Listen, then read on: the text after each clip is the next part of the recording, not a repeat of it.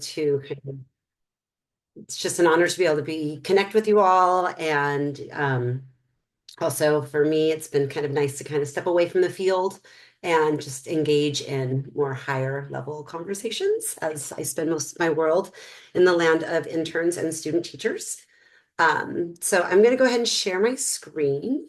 Ooh, let's see. Sorry. Yep, share. And let me pull up. Sorry about all of this. There we go. It's been a while. I've been doing Teams. Sandy Unified has adopted Teams, so it's been a while since I've presented on Zoom, even though we all got so familiar with it during our COVID days. Okay. So, sorry, let me go like this. Actually, I'm just organizing my little windows. Okay. There we go. That way I can see you all a little bit better. Okay, fantastic. Okay, so my focus today will, after we've heard a lot of over all of the sessions over the past couple of days, I feel like we've seen and heard so much different information about data, how it's impacting our programs. And so when I was speaking with Julie, I kind of thought maybe I want to look a little bit more into looking at our rubric, some of the rubric data, and then looking at some of those trends, and then seeing how we can support our candidates in designing more meaningful data based on those learning targets that they are, and the learning objectives that they're setting within their CalTPA. So first, just a little bit about me. I have multiple roles.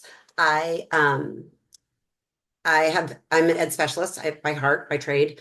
I have credentials in early childhood, mild mod, mod severe, or ESN. And over the past 20 years or so within Sandy Unified, I've been in the classroom amongst all of those different capacities in those classrooms. And then over the past 7 years or so, I've been an intern support provider within our intern support program department for Sandy Unified, in which we host, usually every year we have about 100, a little over 100 intern candidates across special education. We have another department or section of our single subject. And then, so we have those candidates, and then we are partnered with approximately 7 different universities. We no longer have our own program. We're partnered with other universities. So that's kind of just how our Sandy Unified works. And my role is I definitely collaborate and coordinate with all the different universities within our intern program. I also am a university supervisor for San Diego State. So I have that kind of perspective as well from the university side, and mentoring our student teachers in both mild mod and mild mod and ESN. And then I also have the perspective of a lead assessor for CalTPA. I've been a part of the CalTPA design over the past few years for marker scoring and some of the different design processes for, I think, all of the different credential areas at this point, and the different MPA and LPA. So the different facets of the CalTPA. And then this year I am the lead assessor for math cycle for early childhood.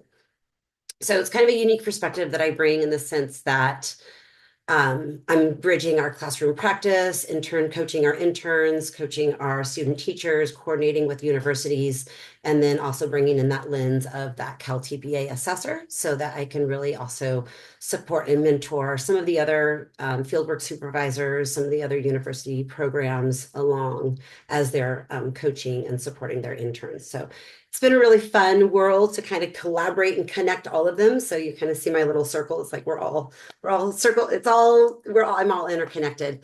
And then just like little icing on the cake is that national board certification. I received national board certification in 2010, and then I recertified in 2020. So was really interesting this morning to hear Juliet say that some of the CalTPA, it was sparked or, there was an element of the national board certification.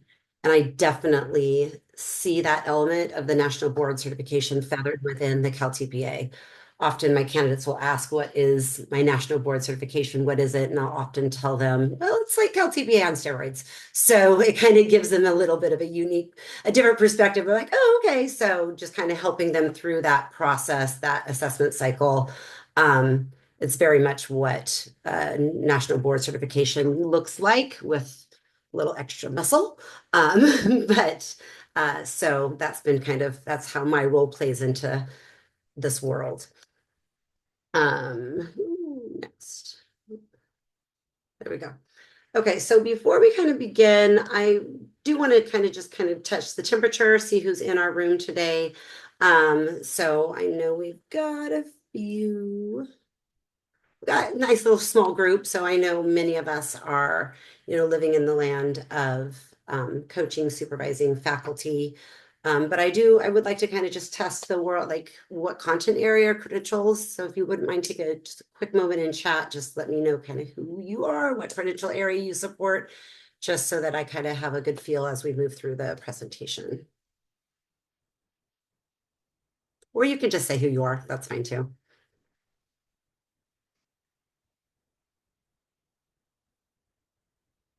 That's right. Oh, National. Okay, fantastic. So that's definitely one of our partners. Awesome. Partner with National. I have a handful of our interns through National. Coordinators, fantastic. Awesome. Now I know Stephen, absolutely. All of the things. We have that in all of the things that we do. We have this nice big melting pot of everything. Between San Diego Unified and LA Unified, we probably have all of it. We have the nice, we span the whole Southern California district region. Well, welcome everyone and thank you. So I just wanted to kind of get a feel of where we're at, especially because for me, in my role, I work with so many different university partners. It's kind of nice to see who's in the room and, kind of where how that's going to connect to today. It's not. Okay, beautiful. Okay, so for today, I kind of have three different session objectives, if you will, are kind of our learning outcomes. So the first thing I want to do is just look at some of the data from the rubrics that came from the winter CalTPA coordinator meeting, as well as some of the survey data that we gather from San Diego Unified. Look at some of those common gaps in our candidates' understanding, and then how we can use that data to, one, explore targeted resources and tools to support our candidates. Definitely for me, it's I always lean toward helping them gather relevant assessment data to drive that lesson design and instruction, especially since I'm at that field work end. So oftentimes I am supporting your candidates through their formal lessons, all of the different assignments and university requirements they all have. I'm kind of on that end, supporting them through that, as well as aligning it to the CalTPA performance expectations. And then just as a little bit of fun, I also will kind of dip our toes into some of the AI supported prompt formulas that I use with my particular candidates, and that I coach some of my other support providers in helping our candidates design using AI meaningfully to help them design some of those assessments that will strengthen their instruction and reflection. Since it is the world that we're living in. All right, so before we go jump into that data, I just want to take a quick little, like I said, just want to do a quick check-in, see overall, where are you seeing your candidates most often struggling across those TPA cycles? Are they struggling within the planning process? Are they struggling within that teach and assess circle section? Or is it the reflection section or the application section? And if you wouldn't mind just kind of putting it in the chat and kind of giving us a feel. I'm curious where you're seeing the gaps are. Yeah, the planning, the assessing, the reflection. Oh my goodness, our sweet things. Our teachers are really good at saying what they're doing, but getting to really understand why they're doing it and how it impacts learning. We know we're working with new teachers, but that definitely is an area that they truly are struggling to see that connection between what they're doing, what they're learning, what they're learning in their classes and their coursework, and then how that applies. Absolutely. And then, yeah, those assessments, like I feel like we can't give them enough assessment tools to help them really get a clear gauge of what their students' knowledge is, what their strengths are, what their needs are, and then how we can use that information to drive their instruction. Yeah, and to extend their learning. Absolutely.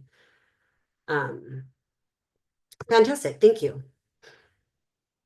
All right, so let's look at the data. So this is just a couple screenshots that was shared.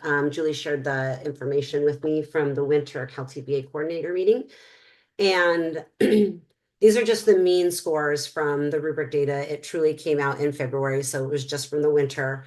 And what I pulled out here is, overall, I think as we've noted throughout, Stephen's presentation today through LA Unified, and then what we've seen through some of our presentation yesterday as well, is that our candidates are relatively doing fairly well, especially our ed specialist candidates. But as you noted on the earlier slide in the chat, as well as what we're seeing here, that in that math cycle, our candidates truly are struggling with that initial assessment. And I pulled out the rubric 1.1 language that, and also as a lead assessor, like we are really seeing them struggle and truly having gaps in utilizing recent data to inform their instruction. And so oftentimes we're seeing potentially data that's pulled from a recent IEP, but as we all know, that oftentimes our interns are inheriting some very unique IEPs. And so that data that they are receiving from the IEPs may not be the strongest data that's going to help drive their instruction. And so helping our candidates truly find you have tools, have resources to help them find that recent data to drive their instruction is something that I think we're seeing across the mean scores, as well as what I'm seeing in the field, and what we're also seeing in trends as within our assessments, as a lead assessor. And then looking at the literacy cycle, we're really looking, when we look at some of those areas where our candidates were struggling within the rubrics, 2.6 tends to be an area where they're scoring lower. And that also, that really goes back to that connection of how our candidates are using that assessment results to provide actionable feedback, to reflect, to talk about, what they did well and what they need to do next. And so, coming up with some ways and some strategies to support our candidates' ability to look at data through the lens of reflection and how that truly supports their how they can give feedback to students and how they can make intentional instructional moves after they've taught a lesson. I think that's going to be really important for our candidates to not only learn to do for the CalTPA, but as so many of us have talked to over yesterday and today, that it's truly building habits of mind and giving them those opportunities prior to the CalTPA to really analyze, give them exposure to tools that will help them find recent data that is aside from the IEP, their IEP goals, really that's connected to a learning target. And then how can they use those assessment results to analyze their instruction, talk about, reflect on how that's going to impact their students' access to that learning content goal, and then what they can do to, what are their next steps going to be when they're planning their next lesson plans or their next pieces of instruction. So what I also have is a little bit of data from our intern department at San Diego Unified. As all of our programs, we're all continually reflecting and growing and how figuring out ways that we can streamline candidate support, ensure that support providers and universities and candidates have a clear understanding of the skills that they need as an education specialist. And so what we've been working on in my department this year is coming up with an intern pacing guide that we can use with each intern each candidate, where regardless if they're a year one, if they're a year two, if they're in a 1-year program, if they're in a 2-year program, if they're on a 1-year track because they already have a single or a preliminary credential, whatever track they're on, we've definitely noticed some trends and patterns in the skills that they kind of the skills we want them to build on prior to getting into the CalTPA. So here on the left, I have a little screenshot of what we're working on. But we've pulled out 8 different elements aligned to the TPEs, as well as district and university coursework. And every month, a small work group of ours, we are pulling our interns in and having them reflect on the different skills. And then at the end of this mid-year, so in December, we sent out a reflection document, and we wanted to see how our candidates were feeling with relating with their confidence in implementing these skills and performing all of these different all of these different pieces that an education specialist has to be able to do. And we're working with new teachers who don't have credentials, so we really just want to kind of test the temperature of how are they feeling in their confidence level. What we learned was with regards, by the time we hit mid-year, regardless if they're, like I said, where they're at in the program or what track they're on, when we looked at case management, when we looked at curriculum and instruction, behavior supports, district procedures, parent communication, technology, they were all feeling relatively confident. I would say about half of them, we were able to get about 107 responses from our intern candidates. So it was a pretty good turnout. And what it looked like in most of the elements, it looked like about 75% of them were feeling confident that they could do most of the skills with moderate to support, or they were starting to feel that they were able to do the skills with minimal support, or they were starting to really show confidence. The one area that they really were not showing confident, or only about half of them. And we have to remember that this was pulled from year ones and year twos. So we have to look at it as a whole big picture. But regardless of, like I said, where they were in their program, about half of our candidates still were feeling that they were not very confident in relation to assessment, in relation to gathering baseline data, implementing rubrics, exit tickets, checks for understanding, as well as designing and implementing assessments to collect data, and that drives their students, their planning, that supports their IEP development. So that was an area that we really saw candidates were not feeling confident. And coincidentally, that aligns to what we saw in the rubric data as well.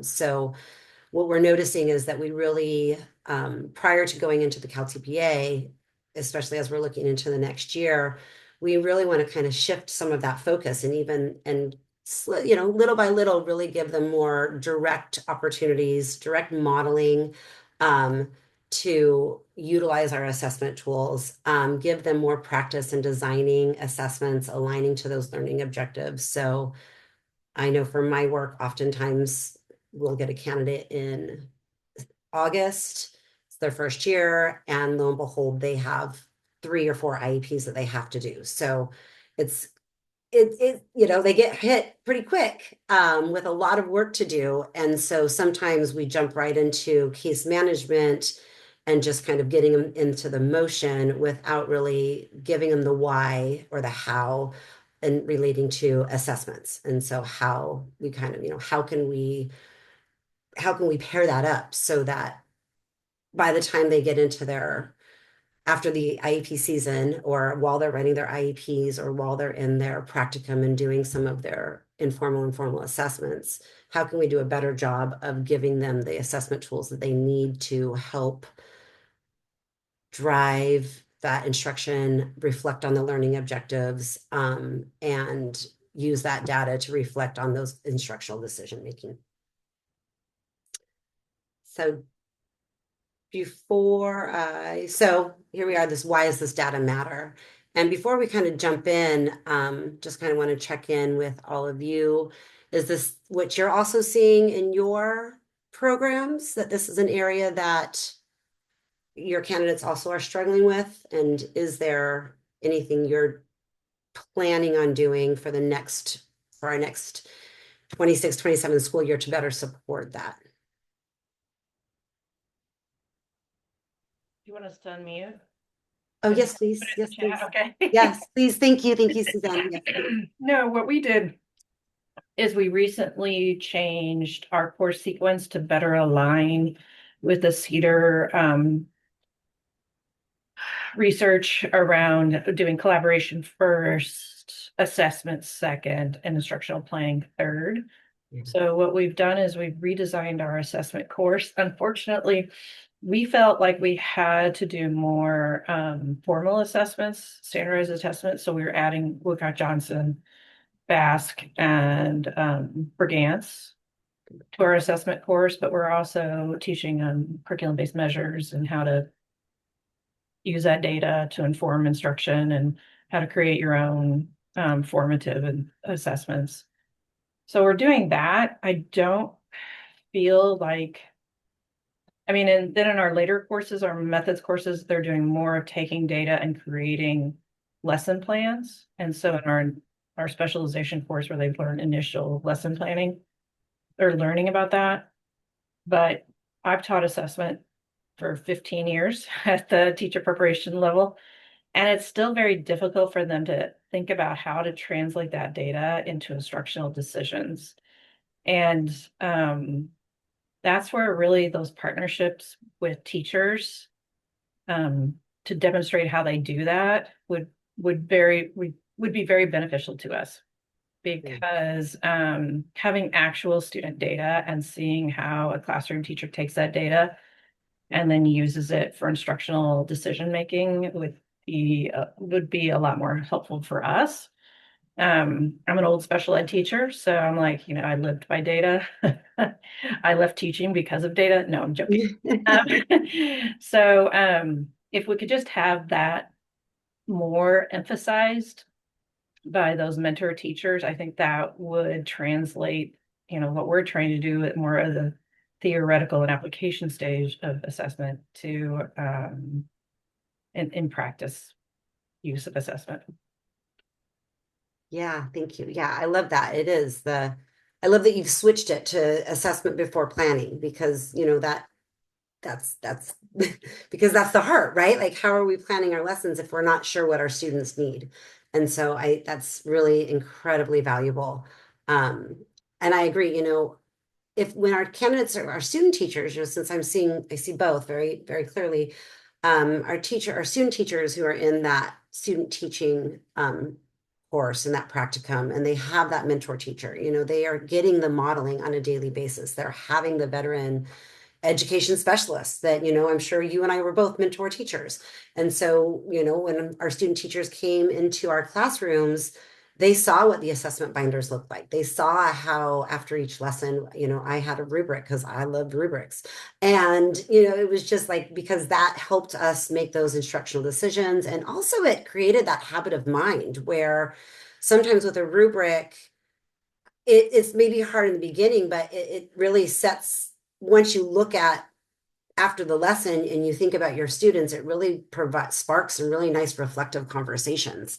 Um, so yeah, having, like you said, having our teachers have those opportunities to try these things on with each other in the classroom, giving them as many model opportunities where we can model and practice is essential. And so, because with our interns, they don't get that. They are thrown into the room often with nothing.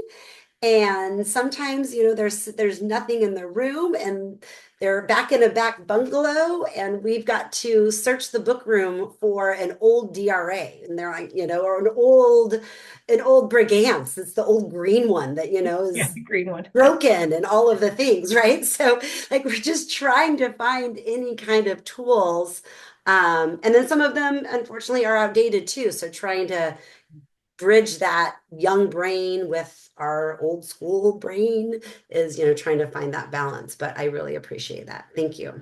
Yeah, 95% of our students are interns in Yeah. our special education department. So we're trying to provide IEPs even and assessment reports that, my program director made up herself. But it would be nice if we had, see how maybe induction programs are teaching about IEPs or working through IEPs and having good exemplars and shared with us. Because I think the more they see it in an IEP and in an assessment report, helps with that application instead of made up students that my APD created to hopefully have a good assessment showing mild, moderate students and extensive support needs students. So, Amy, Yeah. send them my way if you got any. They're come well, so like I've got a small idea to kind of help us all. Oh, We'll perfect. see. We'll see if it works, but it's something we'll see. Thank you. So just, as we've kind of already talked, so I'm not going to go into this, in detail, but we know why this data matters. We know what we're seeing in our CalTPA submissions.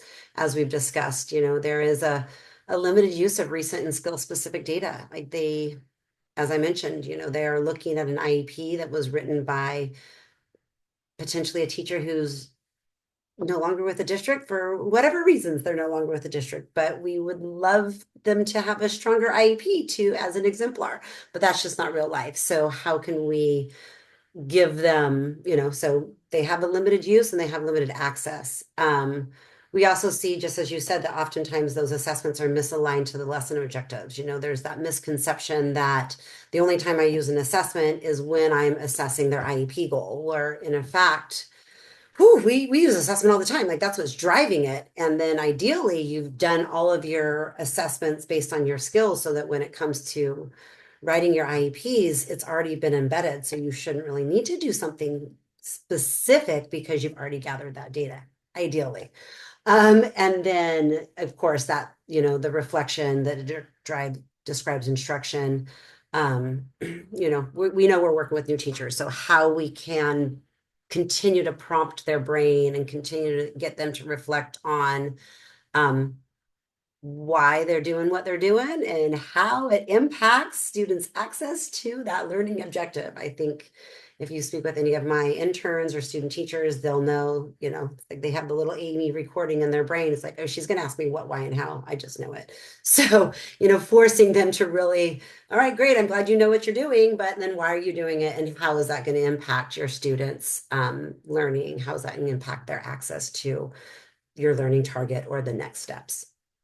And then we're seeing exactly the same thing in the classroom, which uniquely, like it's kind of nice that, what we're seeing in CalTPA submissions, we're also seeing in the classrooms, which is, good, which is helpful for those of you, our programs is, we're seeing the same. So we can kind of shift our focus and look at that, our programs through that lens. And just like Suzanne said, like, wait, let's do assessment first then, and kind of those things and revisiting. I know I've also heard some of the how you're tweaking your programs based on that rubric data is going to be really effective.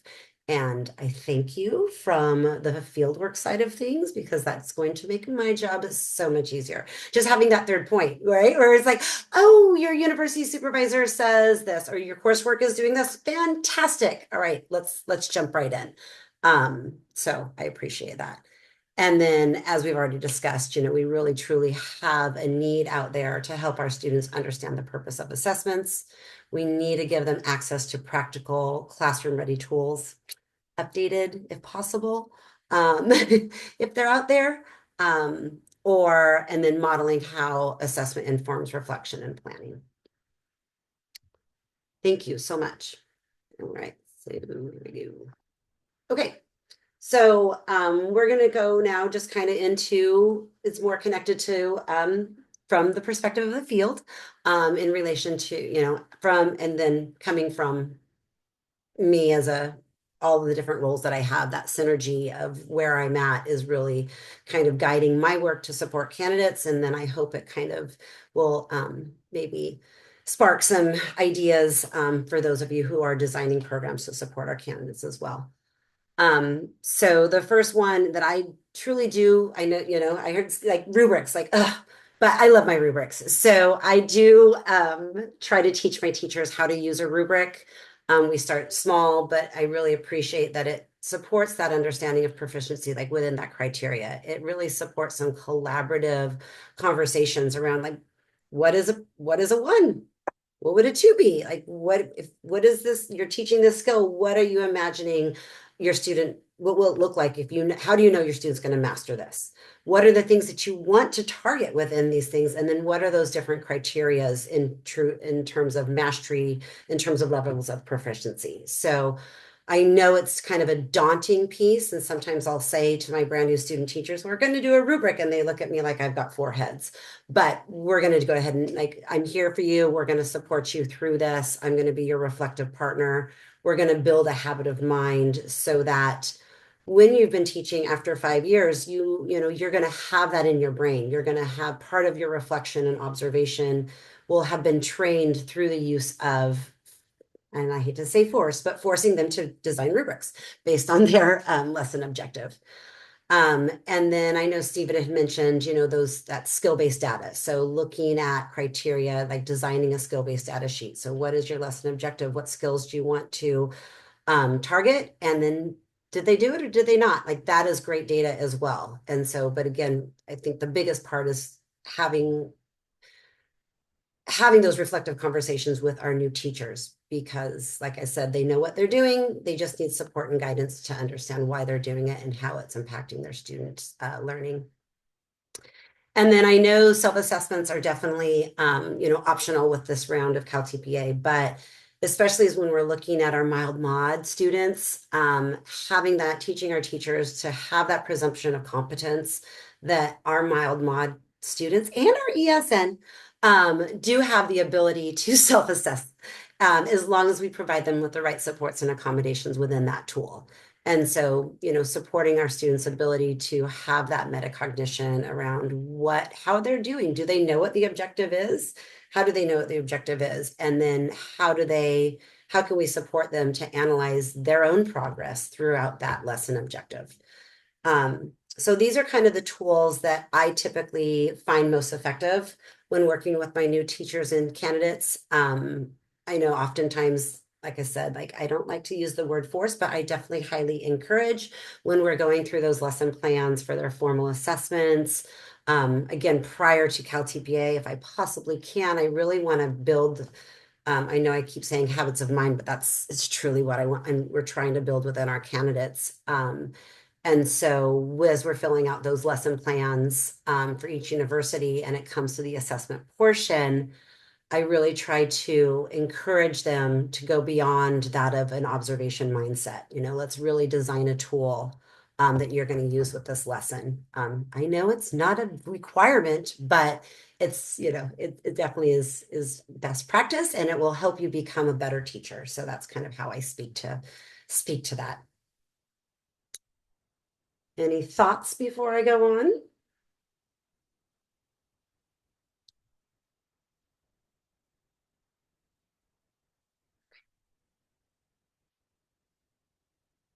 Okay, so just a little scaffold that I often will bring out with my candidates is when we're looking at a data-driven assessment framework, this is kind of the scaffold and this is kind of the process that I use with my teachers and the candidates.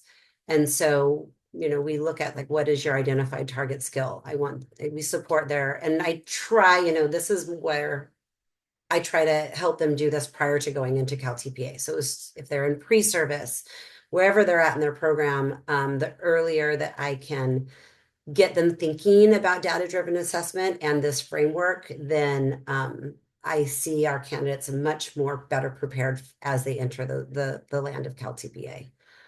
So helping them identify that targeted skill. We really go through a pretty deep design process or selection process of designing or selecting a skill aligned assessment. And just even helping them understand that, are we designing an assessment that's going to inform their instruction, or are we going to design an assessment that's going to kind of summarize and help them reflect on their next steps? And so sometimes having that language gives them a little better understanding of the why that we're designing and selecting a skill assessment. And then once we've had that, having that opportunity to reflect and apply and use that evidence to inform the next steps. So having those coaching sessions, after we've done the planning, finding that specific targeted time, whether it be in their prep time or an after school session, 6 o'clock at night, whatever they need, depending on their whatever school schedule they have going on. I find it so valuable to make sure that we are analyzing the assessments together, especially since we know as CalTPA, so, assessors there, once we get into the CalTPA, we're really limited in, what's an appropriate support. And so we really want to make sure we're giving those high level scaffolded direct instruction support prior to they get into the CalTPA. And that way we're proud of them and we're excited for the conversations that we're having while they're going through the CalTPA and not guarding ourselves and being, asking those reflective questions when they kind of look at us like a deer in a headlight. So that's where I've kind of found over the past 3 years, as we're preparing for CalTPA, I've kind of shifted my coaching with our candidates in really using this data-driven assessment framework as much as I can prior to them entering their CalTPA submissions. All right. And then just to dip our toes just a little bit. How am I doing? I'm probably talking really fast. Oh no, what time do we have till this session? Oh yeah. Okay. Um, so I am definitely jumped into the land of AI. I truly believe that I have a responsibility to learn AI, become familiar with it so that I can be a mentor to my teacher candidates in using it responsibly and ethically. And I've mentioned, and so as I've learned and I've jumped into the land of AI and attended different sessions, watched all the videos on the CDE, as much AI that I can get into to figure out how I can explain and responsibly and ethically use AI as a support tool. We're jumping in, because that's the land we're living in. Our new teachers, our young teachers are coming in with that knowledge sometimes. And I think as a mentor, it's a responsibility to be able to shape that knowledge into something that is ethical and can be used more as a tool to support their thinking and design. So the 3 bullets that I'm trying to, bring to my candidates forethought when if they are an AI user. I definitely have some that aren't. And so this is also a way to kind of bridge that too. So kind of for my candidates who are all in AI, this has been effective. And then even for my candidates who are very AI cautious, this has also been effective to kind of help them see that we can use our AI as a support tool. We can help our candidates when we're using AI as a support tool of designing assessments. I've noticed it really helps my candidates slow down and clarify that assessment alignment. So, and as we get into the next slide, I'll kind of show you what I mean. And then I really talk about, the better prompt architect you are, the better output you're going to get from AI and the more impactful it's going to be to where and I try to talk to them, it's like, with the tool of AI, ideally the output is going to be something that neither you nor AI could do on its own. It's going to be truly a collaborative springboard. And then the end result will be something that is something you couldn't do on your own, or we couldn't do on our own as efficiently or quickly. When I think about back when I was in the classroom, and it would take me hours to do a rubric. It would take me hours. And but I put the thought in. Now we have some tools that we can leverage to kind of guide our new teachers into still being able to design these tools, but they don't have the time, they don't have the 2-3 hours to think about what is the criteria, what's that going to look like. We can leverage our tools to help them see that, and then that helps them be intentional, and that's going to help with the reflection process. And then the third one is really instilling in them that we are the instructional driver when we're using AI. You know, we get poor output, we get odd AI hallucinations when you allow yourself to be the passenger. And so I really try to speak to them as like, you are the driver. AI needs your brain, AI needs your human, AI needs your critical thinking in order to get you the output that you want. And so we're not using it to replace their thinking, we're truly using it to enhance their thinking and support their ability to reflect on their students and drive the next steps of their instructional decision making. And so the bottom, you know, truly kind of guiding them to show that AI can support their work. In the land of the intern, they are busy and things, they have a lot going on. As we've said, it's stressful. They're walking into very challenging situations. They're often, sometimes their career change. They have many, many different things going on in their world. And so teaching them how they can use AI to support their work. You know, in the May, I feel like it does help them move toward that reflection process a little bit faster than if they without it. And so a formula that I've been working with my team as well as some of my interns, and it's built from my what, why, how. What, why, how for me came from my national board experience when I went through the national board certification process. That was how we were trained to write. That was how we were trained to respond to the prompts. And so that really has guided my career, my reflection. And so whenever I am working with a teacher, we're working through an IEP, that really, it comes out in me, you know, so I really try to get them to describe what do they know, what is their, what, why, and how. So, and that's been really helpful for some of my teachers. So using that context, I kind of brought it into a prompt formula when we're thinking about how can we support our teachers in designing assessments that's going to guide them toward reflection and instructional decision making. So instead of having them just give us a prompt, give me a rubric for phonemic awareness, we really want to help them identify that targeted skill. So identify the specific skill and the assessment type. Help me design a data-driven assessment sheet based on the skill of phonemic awareness for a second grade classroom. So really help them have that conversation, and then we're going to put that into an AI prompt.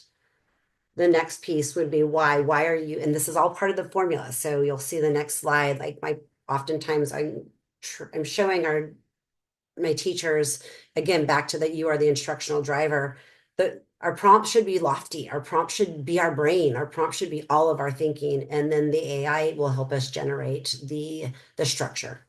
And so why do we want this particular assessment tool? What is the purpose? How are we aligning it to instruction? What is the content of the assessment? Or how are we going to connect that assessment to the learning objective?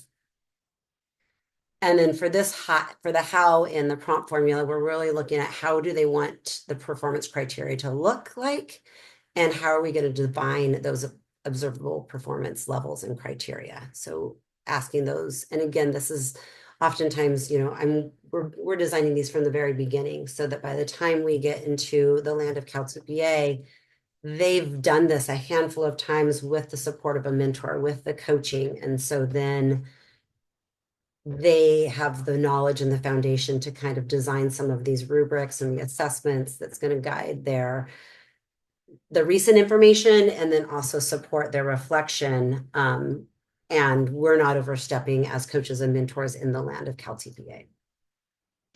And then we also look at the evidence. What kind of evidence do we want? Do we want from our rubric? The evidence piece is often a cut and paste. And that's why I kind of tell them, it's like, this one is easy. This one, we're just going to cut and paste as we look at the formula. we want to identify the evidence that we want to make sure that the evidence we're using from the rubric is going to support our reflection and instructional decision making. So adding that to the prompt formula really generates some nice specific construct or criteria within either the rubric or the skill-based data sheet or even the student assessment, allowing, providing that within the context of the prompt is going to give us a much better result. And then that's going to guide our conversations and the instructional decision making. Because we've told the prompt, the AI, like, what is the purpose, how we're going to use this particular tool. And then the biggest part too is aligning the rubric to the student support needs. So instead of just saying, I need this, like I said, I need this rubric for this skill level, at the end, we're really going to describe the context. We want to describe what kind of students we're using the rubric for. What are their communication and learning and support needs? By giving that within the prompt, AI is helpful, really helpful. And oftentimes I'll look at it, it's like, wow, yes, that's exactly what we need. Or sometimes like, no, we're going to tweak that, but it's giving us a structure. And then that structure is also a nice instructional access point for our candidates where we can have those conversations around. We can kind of critique the end result and say, okay, what's working? What is this going to work for your lesson? Why or why not? And how can we tweak it from there? But we already have the structure where we're not starting from scratch. We're starting from a product, and then we can make it better because we are humans and we are smart. And so if we look at, here's just a little prompt example, and I know it's lofty. What you'll see on the next slide is I have all of these. I created a little Padlet that I use with my interns and my intern team. And it's a place where we're looking for is like, you got resources, put them in. So you'll see that in a second. But this is just kind of an example of the Google Doc that I use with my teachers. The image on the left is kind of that what, why, how, evidence, and access bulleted points. And then those are used as reflection, kind of the coaching conversation. So as we're designing it, I'm really trying to get them to speak to what are those things. And so underneath each one, I kind of have some sentence frames that kind of guides the initial conversation. And then we put that into a prompt paragraph. And so what you'll see on the right is an actual prompt that I designed with a teacher. For this particular teacher, she was designing a lesson to identify the initial sounds.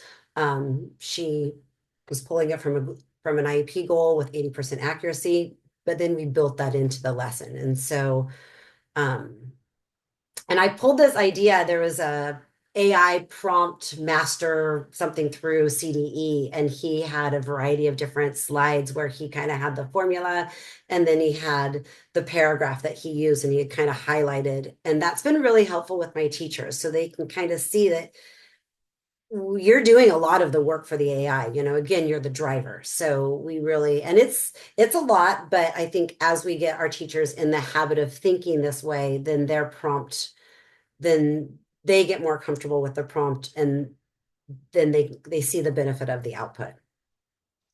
So I'm going to pause here. I know that's a lot of information. Thoughts, ideas, feelings?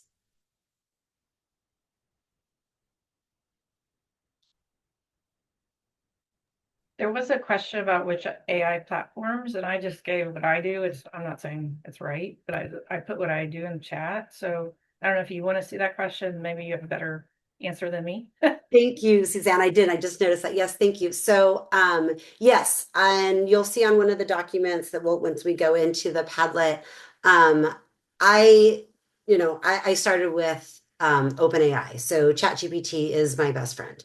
But I've also recently with the Google Suite within our district has, we subscribe to the giant Google Suite. And there's Gemini, and Gemini does just as great. So I've put the prompt into both, and we've gotten great results from both. So I've also played with a couple teachers who love Magic School. I'm like, great, Magic School's got a little rubric, little idea piece down there, but we're putting this whole prompt into Magic School, and we're getting a much better output than just a real basic make me a rubric for spelling words, CVC, or whatever we're using. I really believe the biggest part is that making sure that the context, making sure the prompt includes how we're going to use the evidence, and that the evidence of the assessment tool, the evidence we're gaining from the assessment tool is going to be used for reflection. And so that kind of elevates the language within the prompt and supports our teachers' reflection and application. But good question, yes. Really like the high leverage curated with play. Yeah, yeah. Um, and I think, helping our teachers see that we can put all of those thinking parts into the platform, into the AI platform, and then letting them see. Sometimes for some teachers, like, okay, let's put it in without this and see what you get. And then now let's put it in with this, with the evidence and the access and clarity, and see the difference. And then kind of having them see oh, okay, yeah, I'm starting to see why. Like, it's important to give our AI chatbots that context, because it just it provides a different level of access, understanding, and reflection, I think, for our teachers. And so okay, and so what I've kind of created here is we have a Padlet resource hub. You can scan the QR code for my presentation. There's also a direct link, which I'll take you there in a second. It's still at the very beginning stages. And so, but over the course of my time within my district, I've curated a variety of classroom ready tools. So I've added those. Oftentimes I think there are a couple of like scan brigands. So I know we'll just let me, I know that's kind of where we're living, but there are a couple of the scanned things, but that was something that we use within our district. And then a lot of the others are either tools that I've created or some of my colleagues have created. And then I've provided some assessment templates that I've generated with candidates using the AI prompt, just so you kind of can see what those look like. You can, if you find value in it, we can pull, you have access to those tools that you can share with your candidates. And then, you can edit, tweak, play with it the way that you will, but it's giving you a place, some templates that you can kind of use, share, not share, however you're thinking, but it's there for you. And then I've also added the prompt formulas that I have. I have different prompt formulas for a rubric, for a skill-based data sheet, and for a student self-assessment. And I would imagine as my time with my candidates evolve and they have different types and I'm recognizing they're ready to take on different types of assessment tools, I would imagine I will I will add to that. I know I have a couple who want to generate some exit tickets, so similar piece, but we're not there yet. These are the three that I've kind of targeted over the past couple of years. And then finally, this Padlet truly is everybody, it's open access. So I encourage anyone that I share the Padlet with, please, if you have if you have things that you can add, please add. It's a place where we can exchange resources over time. As I mentioned, earlier, like, it's just been such a pleasure to be in a space with such, all of you highly accomplished educators who are truly working with our candidates and designing those course materials for them. And so I appreciate your input, since I'm definitely down at the field level stage. And so having your input from the university side is really helpful. So here is the Padlet. It's just a starting point, but we've got some assessment resources for our students, for our candidates in special education. On the left here, we have a column for our skill-based assessments. This skill-based assessment resource page is truly a landing page for where my assessment resources started 7 or 8 years ago, and then it's kind of been curated over time, but it does have tools for and I do support early childhood all the way up to adult transition. So it's kind of a nice collection of different informal, nothing is more informal skill-based assessments that we can use with our candidates to help them gather that recent data or within their lesson. This is a over COVID, we all struggled to figure out ways to help our candidates assess our students virtually. It was a lovely challenge. And so what I ended up doing for our department is I created a website for early literacy and math skill-based assessments. These assessments, there is a Google slide element, so they can be shown through a iPad screen, and then there's a corresponding teacher recording sheet. So that might be something that you can explore. There are pieces where it says coming soon because I feel like it's always in development, but sometimes it's a nice place, especially I found a lot of value with our TK, ESN, elementary, mild, moderate, where sometimes our students are very screen reliant. And so having some of these skill-based letter recognition, numbers, sight words, some of the very early assessments, having those in a digital format that then the teacher has a recording sheet that they can do while the student is navigating through a Google slide, then sometimes it's just a different multiple means of representation. And so it gives them another option to assess their students informally, just trying to gather some recent information or recent assessment information that's going to drive their instruction. And then this is a website that has a nice collection of different skill-based assessments. Some of you are maybe familiar with it, but when you click on it, it does have all of the different, from early learning all the way up to adult transition, and some nice links to different types of assessments. And then this is another website that has practice assessments for kindergarten through 8th grade based on the standards. And then I love Intervention Central. So that's one of another go-to that I'll take my teachers to and kind of help them, let them see what they have access to through Intervention Central. It's a free website, and it definitely gives us a starting point that they can then adapt assessments or match their lesson objective. Then we've just got some rubric samples, a simple rubric template if they just want, we just want to have those collaborative conversations, and it's a simple template where we can put in those emerging skills, we can put in the targeted skills, and we can have those collaborative conversations around what those look like without the use of AI. There's a template for that. And then here are some samples that have been generated through the use of AI, depending on what my different teachers' target lesson objective was.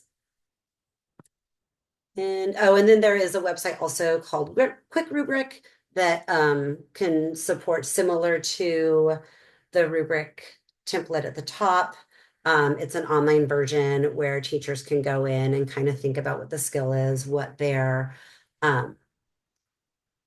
performance criteria would look like, and then it would generate a version that they can print. And then we have some skill-based data sheets, so very similar. We know what those are. There's only a couple. I bet Stephen could add a whole bunch because it seems like that's his jam. So if you do have some good examples for skill-based data sheets, please, please, please. And please, if this is something that you see value in sharing with our candidates, it's just a Padlet, so it's open to everybody. And if it's there and you find value in it, awesome. But I've got a couple different skill-based data sheets samples. Again, these ones were AI generated. I didn't go quick. I haven't had the opportunity yet to go deep into my files and find some skill-based data sheets that aren't AI generated at this point, because like I said, it's very early on. But please add, I have to leave. Oh, I'm so glad. Thank you. Thank you, Suzanne. I appreciate it. And then next we've got a couple student self-assessments. Again, these have been generated. These are like live, these are things that were created with different interns or student teaching candidates. And then I have a student teacher who really enjoys her teacher pay teacher, and I did find value in this one particular one. So I honored her request and I put that on there too, just as a place that candidates could go to teacher pay teacher and purchase that one. And then we have the rubric prompt formula. I am going to open up this one really fast if it allows me to, just so you can see the rubric that was designed from the prompt that was on the slides. So, and this is kind of my sample page that I use with my candidates to kind of spark their interest. And then once I've sparked their interest and I've kind of planted those seeds, then then we can revisit this with a different lens, depending on the purpose of whether they're in the midst of a formal assessment, whether they're, preparing a lesson on their own that has nothing to do with their coursework, or if they are starting to, get into the land of TPAs, and this is a place that we'll start. So here is what we went over on the slides. And then, like I said, here is the rubric that it generated based on our skill criteria and the levels that my teacher candidate wanted to pull out. And then just for fun, so the top one was created by ChatGPT, and then the bottom one was created by Google Gemini. One thing I found, I feel like Google Gemini tends to do a little bit better with is identifying a little bit more clearly strategies. So they do a little bit better of providing examples without needing to give them the examples. It does a pretty nice job of intuitively, if I say I need some strategies, it does a pretty nice job of intuitively putting in those strategies, where ChatGPT is a little more generic. As those of us who score, we know the genericism of ChatGPT. So here is what that looks like. And then let me go back to, nope, you don't need to see my email. Sorry. Amy, go back. All right, I'm gonna move you guys out of the way. Oh, there we go. All right, sorry. Okay. So here is that. And these are also in the resource folder for today's conference. So I put in the slides, and then I also put in the folder with the prompt generated rubrics. So there's 3 different documents. You can access them on the Padlet, and then I also made copies of them and put them in the folder as well. And so before we end, oops, there we go. I think I'm good. So how are we going to, based on our conversation today, anything sparks in your brain, like how you may apply this work with our candidates, either from today, either from this session, how we can apply this beyond the CalTPA, how can we apply this to building our candidates' assessment literacy, and or how can we apply this to supporting our candidates' growth? I just kind of wanted to have a little conversation. Thoughts?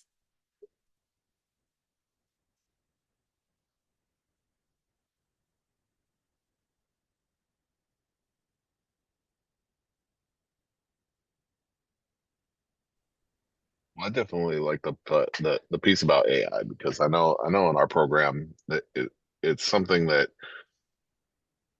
we're having to work with, because I'd rather give them the tools to use it as a tool rather than use it as a writer. Right. And that's kind of like what we're super struggling with right now is oh, we just assigned this assignment 5 minutes ago and it's done. Amazing. But I mean, and it can be a tool, and that's what we really wanted to get across. But what's the best way that we can do that as a program? And I think that's the area. I don't want to say we're struggling with it, but we're trying to find the best way, and the best way of doing that. And I know that as a group, we've talked about it when we've been together, and I look forward to all working together to kind of find out the best way of doing that. I liked what you've presented, and I look forward to adding to the Padlet. So yeah, Great. when you send out that link, I'll drop some stuff on it too. But yeah, I guess that's our path as programs right now that that we're going to be working on is figuring out how we can best utilize that and best integrate that into our programs. Yeah. Yeah. For Thank sure. you. Yeah. Of Thank you. course. Thank Yes, it you. is. AI is here. I mean, it's not going anywhere. Yeah. So I think all of us are trying to get ahead of it as fast as we possibly can. Just to feel like, oh, I'm going to be one step before you. I'm going to be one step ahead. Just one step. If I can just be one step ahead of our younger, of all of our teacher candidates, but especially the ones who are in their 20s coming up, man, I'm trying to trying to stay ahead of them as fast as I can. Thank you, Stephen. Thank you. Thank you. Anyone else? That's just really helpful. I just really appreciate kind of the depth of information and the details. It's really making me kind of think of like, oh, like what are some other supports, we can begin putting in place. And then, I feel like a question I have is like how to kind of balance the use of AI without going down a rabbit hole. I mean, that's where I start to go. I'm like, there's so many platforms out there, there's so many directions to go in, and like, how do you help, give your candidates parameters while at the same time allowing them to kind of like explore and use it as a support. Yeah, I agree. Those parameters, because otherwise, like Stephen said, like write me a lesson plan. Like, ooh. So I found like if I can shape, it's like, okay, but like how about we start with the assessment? Like we can use AI to really design some wonderful assessments. And then that assessment tool we can use, great, use AI, but then we're going to have some really wonderful conversations around what that data within the assessment tool shows us, and then how that we can leverage that to support their instruction. Awesome.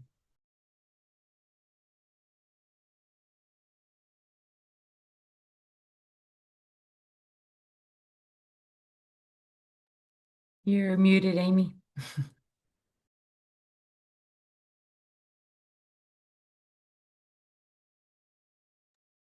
Amy, you're muted. Oh, maybe it's not. There. No, thank you. No, that was me. I apologize.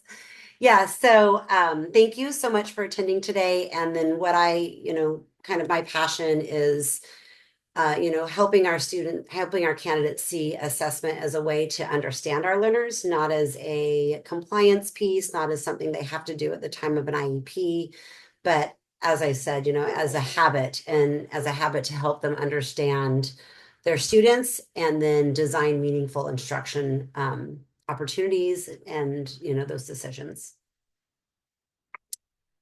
And then I think I don't know what's going on. I'm gonna escape. Okay. Here it is. I can grab the link. So just so you have it. And then where's my, boy.